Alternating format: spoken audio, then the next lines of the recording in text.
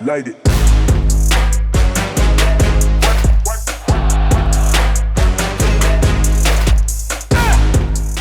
Welcome back to the Triple Option presented by Wendy's. Rob Stone, Mark Ingram II, Urban Meyer. How about the guests we got this week here? Mike Boots Barker, retired Navy SEAL. Coach pulled one out of his Rolodex and said, That's hey, man, a let's bad continue mother. celebrating. Watch your mouth. Let's continue celebrating Memorial Day weekend and honoring those who have served. And Boots, man, you fit that bill. Coach, I'm letting you bat lead off here, my friend. Yeah, it's an honor to see my friend Boots. We just did a Folds of Honor event that bears the name Boots Camp. And we have a bunch of friends donated a lot of money for Gold Star families. That's what Folds of Honor is. I can't think of a greater cause. And Boots and I became friends at a Folds of Honor event at Inverness in Toledo. And we were drinking some brown water, me and a bunch of SEALs on the back porch. And we drank a lot of brown water that night. And I grew up, and everybody, people What's know brown this. water? My father's Army. Are uneducated like myself. Whiskey, Brown water? man, some bourbon, some whiskey. Bourbon. Let's Yeah, go. whiskey. A lot of whiskey, Mark. And I had this idea that I want to be a Navy. I think who doesn't dream of being a Navy SEAL?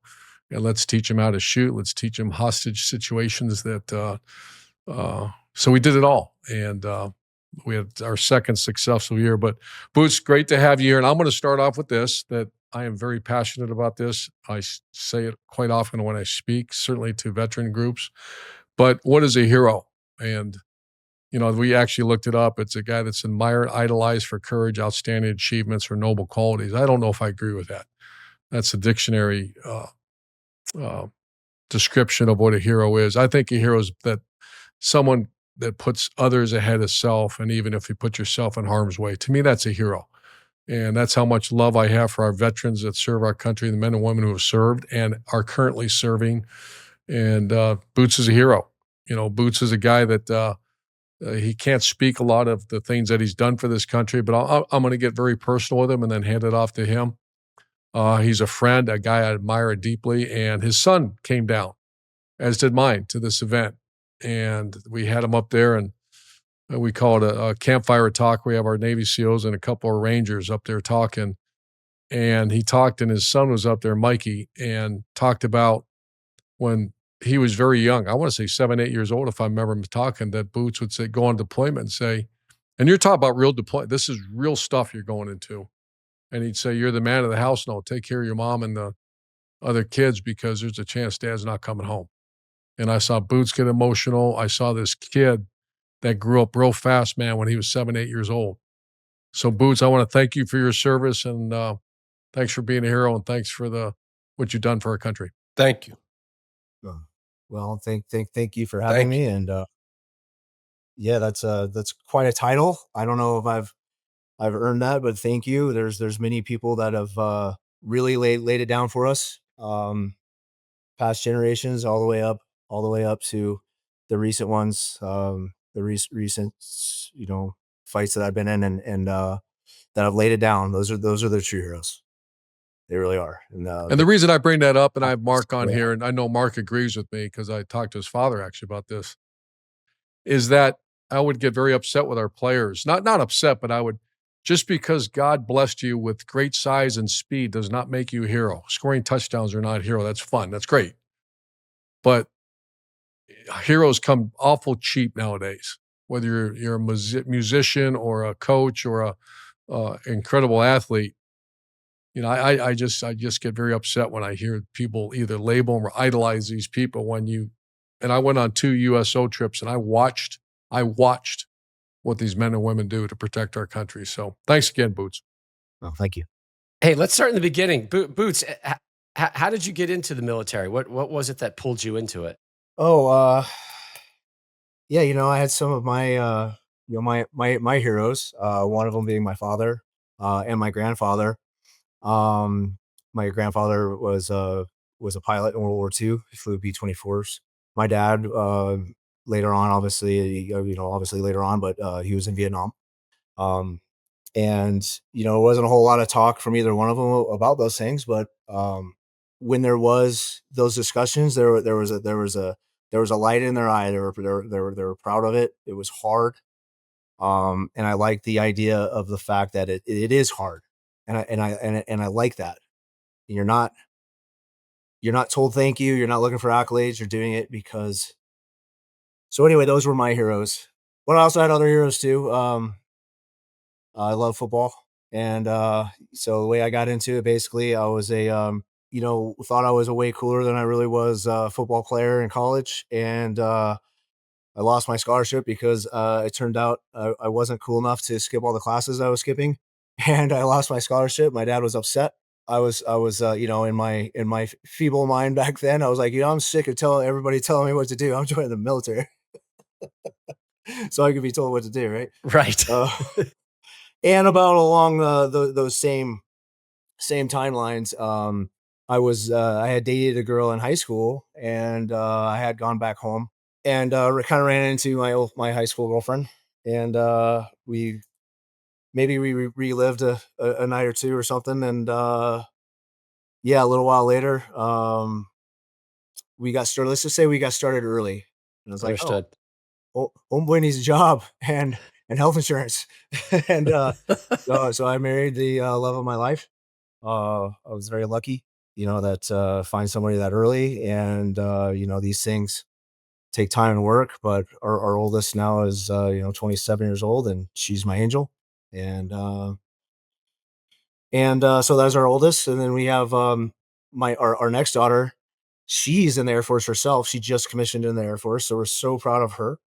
And her husband is also in the Air Force. They're Wow. brand new officers together, and it was just amazing people. He was so smart, and then of course, as Coach mentioned, Mikey, he is our youngest, and he's turned into a tough young man, and he currently plays football for Colorado School Months. So we're very proud of him. How'd you get the nickname Boots? I used to have this friend on the team, and he was more of a comedian than than anything else. Very funny guy, and nicknames can come and go, and this one kind of seemed to stick. But there might have been a couple a couple instances where I wasn't very nice to people, and so I got the nickname of the Boots. I suppose. Just kind of leave it at that. We'll leave it at that then. That's fine. No, man, Boots, we appreciate you, man. I don't know you, but got a lot of respect for you already. You know what you've Sure. done. You serve the family man that you are. You've raised successful children. So me, with 5 children, trying to be a father and raise successful human beings, I admire that and respect that a lot. I appreciate you. I appreciate your service, and I appreciate and respect everything you're about. It's inspiring and motivating. But I am going to take this thing a little lighter here. I got a little fun fact that Captain Phillips, the movie that we all kind of grew to love. I heard that you were part of the team that went to go ahead and rescue that crew. I know you can't talk about too much stuff, but maybe you can enlighten us on what that experience was like, being a part of the crew that went and saved, the crew from the Captain Phillips, movie thing, majig. You know what I mean? Well, yeah, I'll try to navigate those lines, carefully. Yeah.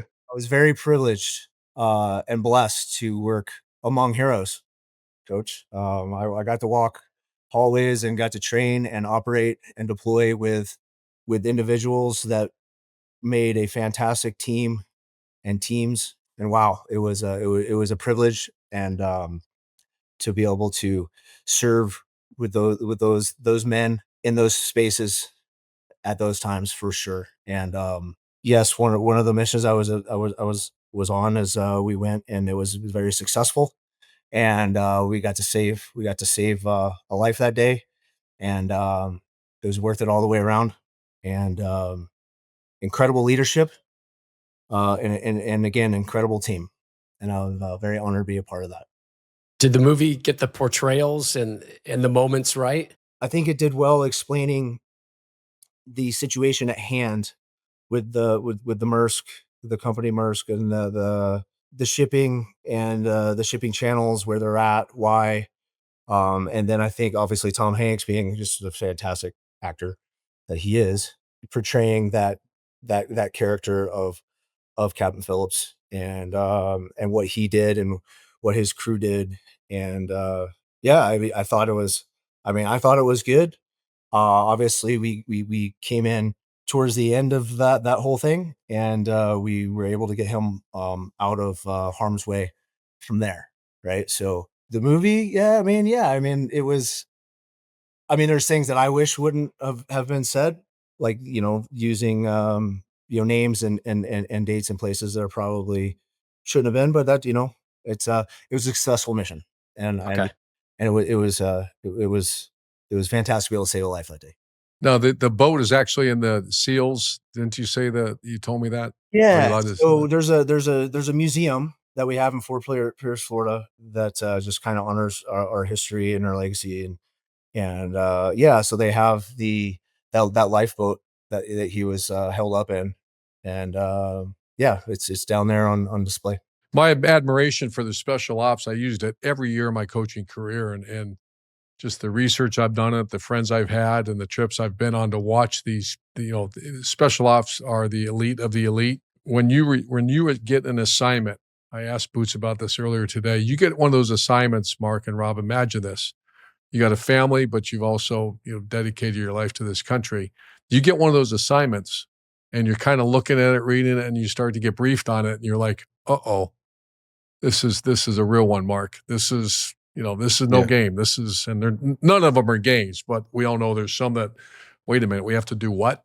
I want Boots to share with you what goes through the heart and soul of a parent, of a husband, and of a guy that's protecting our country when you receive an assignment that there's chance that, and he made the comment that he knows that there's probably going to be a chopper or two not come back.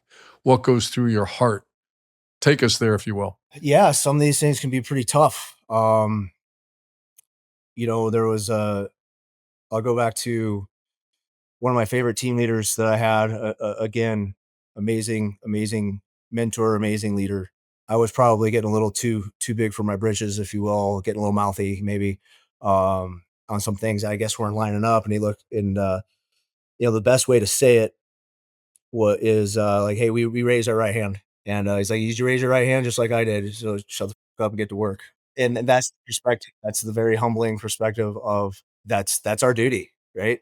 Somewhere along the lines of people with a lot of things on their collar that make big decisions for this country on behalf of this country, and they're sending us in there as tools to get the agenda done and what they need to get done on behalf of this country.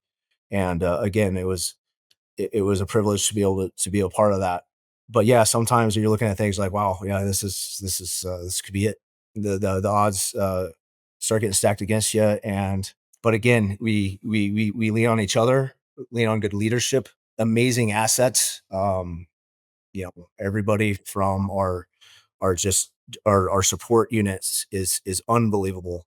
Um, Everything from big infantry all the way up to our pilots in every way, shape, or form is truly an entire battlefield team to get some of these things done.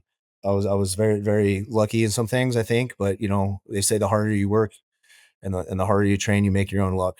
Hi, Boots. I'm on the board of Folds of Honor, and Captain Dan Rooney started an incredible organization that takes care of all the educational costs for Gold Star families. Gold Star's families, obviously the family that family member paid the ultimate sacrifice for our country. And I fell in love with it the first event I went to.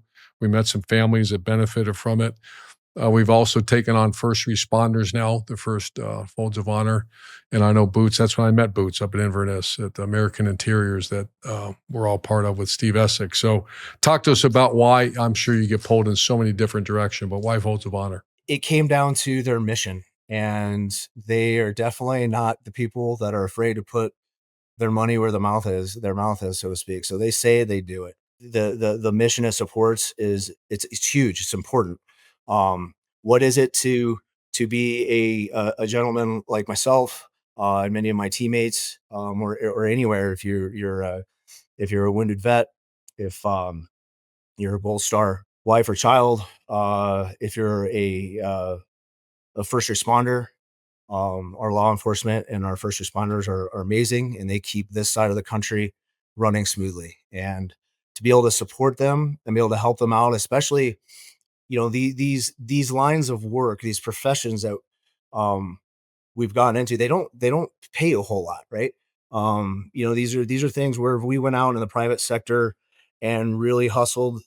Sometimes I feel like if I worked half as hard as some of these things, in another profession, I'd make do 10 times more money, right? Or have made 10 times more money. But to be able to, especially take somebody that's been doing a job like that, so a very selfless job, and you're giving them basically a little bit of financial relief. Like my kids are recipients, right? It's not everything, it's not the answer, but it helps, and it helps so Sure. much. And then you start talking with these people and becoming their, you're befriending them, and you realize where their heart is. And the fact that Folds, what I like about Folds is it's not just Navy SEALs, or it's not just, the special warfare foundations, or all these very specific things. It's broad. It helps everybody. I was always big into a team mentality, because every time I was in peril on the battlefield and I looked left and I looked right, my teammates were there. And I didn't do this alone. So this whole thing is just, it's a greater team. And again, they are not afraid to put their money where their mouth is, and it's, they get it done for a lot of these people that need help. Hey, Boots, I want to build upon the team concept. I remember this conversation because I used it over and over with my teams. But you're in a SEAL team, you're in special ops, and you have so much confidence of your right, your left, behind you, in front of your team that you're on. It's in your mindset. It's going to be hard to be challenged. You're unbreakable. What happens in Navy SEAL, because I've done it as a coach, when I have that kind of team, I bring it on. Whoever, it does not matter what's on the other sideline. What happens when you don't feel that way? When you have a team that there might be a guy or two, and I'm not saying you have to go that far, but it's not clicking. There's something, and you're getting ready to go in harm's way. I'm getting ready to coach a team that might lose a game. That's a whole different animal. Take us there, if you will, too, please. Well, it is a mindset. And you have to lean on the guys with their specific roles within the team. Delegation of duty and authorities within the team. That's good leadership, right? Yeah, there's always shortfalls. There's always, if there is a shortfall, somebody up and down the chain of command is affected immediately, right? So usually the guy lower has to step up, or the guy higher should be looking up and out on some different issues and things, is now looking down and in, which is taking, basically, mental clarity of his job should be looking up and out as a leader. Right now he has to look down and in on certain things, and there's always a little bit, because there's, you circle around, you always check, and we always would keep a tight eye on each other, for many reasons, but mostly because we all loved each other. But it is, yes, if there is a shortfall, if somebody gets injured, somebody gets hurt, if somebody goes down, isn't able to make the deployment, if somebody has a baby, so they're late for a deployment, or right, we're able to train and practice enough where people can step into those roles, and you don't slow down as much, and that comes from good leadership, right? Um, but I have seen it, and I've experienced bad leadership as well, and that it kind of sucks. Sometimes the lower guys, especially in like my realms, the lower enlisted guys, you kind of have to just kind of grin and bear it and work around it, right? Um, and see that poor leadership as a speed bump, and work around it the best we can. So, but there's different levels of leadership, and you're not supposed to jump the chain of command, but sometimes you could kind of circumnavigate, if you will, some things here and there, right? But I think for you, I'm just speaking, just being in teams my whole adult life. For you, coach, it'd be like if you had maybe an offensive coordinator, or a special teams coach or something like that, that just wasn't getting it, and that it of what you're trying to bring to the team, that culture you have established and made, and they're just not fitting in, right? Or they're not quite doing your agenda, so to speak, I guess, right? And it's counseling, it's practice, and these things. That's the thing too, is these things, they don't gel immediately. A lot of us very type A personalities, when we first meet each other, we don't like each other, right? Because everybody wants to be the big cock on the block, right? And then you start establishing that totem pole, and then realizing what everybody individually brings to that team, and you start respecting, and then you work and you work and you work and you train and you practice, and then you're tested. And then that's, where the rubber meets the road, so to speak. And wow, and the amazing things that can happen when everything is clicking. And the shortfalls that happen when it's not. And you can usually start identifying those from a distance when you're as involved as we are, when you've established a culture, especially a culture of winning. So you can establish those shortfalls and those weak links immediately, right? And everybody, everyone's going to make mistakes. We're all human. You put somebody under a microscope, and you're going to see mistakes, all kinds. And it's not. And we would put each other under the microscope quite a bit. But I guess what I'm trying to articulate is, we would see these shortfalls from a long ways out. We would try to correct them as they come, and not being, if they're not being corrected by the individual, we would start figuring out what we would have to do to either relieve them from duty if it got that bad, or put them in places where not only they would succeed, but what they were providing the team is going to succeed, because it's mission and team first, right? Mike, how often do you realize that you're essentially in a life or death situation, and how does one cope with that and move forward through that? Um, wow. Well, you know, not much lately, which is nice. Right. Happy to hear that, by the way. Again, we raised our right hand. We knew what we were getting into, and we would practice these things, and it was hard. And I always cherish the fact I liked the hard. I liked knowing the fact there's not many people that can do this, right? And I took pride in that, and as we all did, right? Um, it's kind of like that. Equating it back to football, there, coach. That kid on the football team that wants, hey, challenge me, put me in the most difficult situation. Like, hey, we're down and out right now. Put me in. I want to be the one to carry that ball. Or I want to get the touch on the ball, or I want to, whatever it is, right? They want to be put in that crux situation, and sink or swim. They want to challenge themselves. And, these are the people that, again, these are the people that I have the privilege to work with and work for. And yeah, I can't say enough good things about them. How often are you self-editing yourself while you're talking? I hear like these pauses and these moments where you're catching yourself, like, nope, I can't go here. Like, can you just have a normal conversation at any point in your life with all you've seen and done? There's a lot of things that I did, that were, sensitive, Yeah. classified information and things like that. There's a lot of things that command, um, and, in the SEAL teams in general, um, any, Ranger Bat, SEAL teams, SF commands, SF groups, it is, if you say the wrong thing at the wrong time, especially in something Yeah. like this where it's going to be aired publicly, even though I feel like this is for a very good reason. That's why I'm here. I'm here because on behalf of coach here, and yeah, you say the wrong thing, and it just takes one guy to be like, I can't believe he said that on, here, and on in front of so many people. And then you start getting bad names, and you start like, hey, this guy is just like likes to run his mouth. Like, we've had a couple book writers, um, that wrote about things that they absolutely had no business writing about, taking our business outside of the command, and that is not the culture that we ever established. It would be like taking, again, going back to football. Sorry, it'd be like, coach, somebody taking your playbook, especially your offensive scheme and maneuver, and sharing it with the world. And you're like, wow, what the hell are you thinking? Yeah. Like, why would you ever do that? Right. So I definitely don't want to be labeled that. And I owe it to the command, the team, and my prior teammates to never let them down, even Yeah. post Yeah. Navy. I appreciate the things you have done and seen and witnessed, for us and for our country. And I know there's a lot of things you can't talk about. And we respect that even more, particularly here this Memorial Day stretch of time. Boots, thanks so much for everything you've done for our country. Thank you for taking the time to join us on the triple option, as well. It's been a privilege, honor to talk to you and hear your Thank you for story. having me, coach. I'll see you real soon, my man. And again, thank you, gentlemen. Appreciate it. Light it.